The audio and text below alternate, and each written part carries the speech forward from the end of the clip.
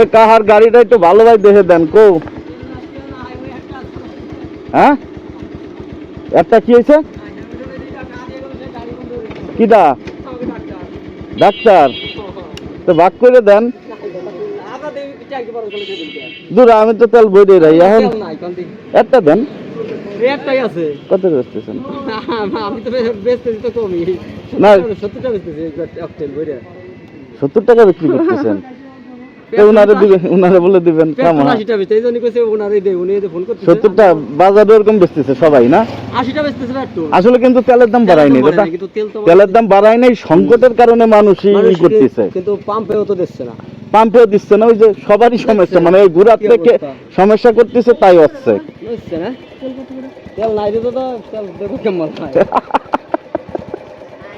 দেন দিয়া গেলি দেন, দাম কন এখন যত বিক্রি করতেছেন দিয়া গেলি দেন গে। ওরা এসে দূরত্ব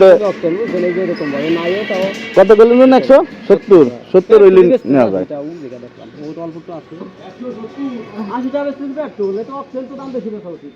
চিন্তা করেন অবস্থা কি। আজকে বলমারি যাবো একটু পরে। পাম্পের কি অবস্থা? পাম্পেও দিচ্ছে না, টোটালি অফ।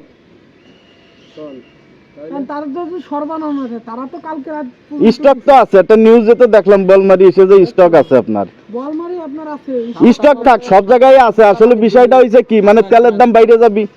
এখন মনে করেন বড় বড় পার্টি যারা আছে এগুলো আটকাইলে 2-4-5 লাখ টাকা তো ব্যবসার দরকার, সবসময় তো সুযোগ আসে না। কারণ হরমুজ প্রণালী থেকে আমাদের তেল আসে না। আমাদের মালদ্বীপ আছে, যে মালয়েশিয়া আছে, আর কি রাষ্ট্র সংবাদে দেখলাম এইসব জায়গাতে আমাদের এই পরিশোধিত তেল আসে।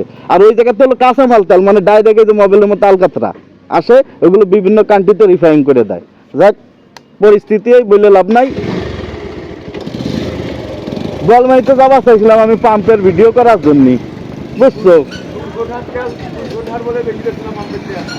দিচ্ছে না অনেক জায়গায়, তো তাও দিচ্ছে না, অনেক জায়গায় তো তাও দিচ্ছে না। এই যে বাইশটা গাড়ি টাড়ি লোড করে রাখছে।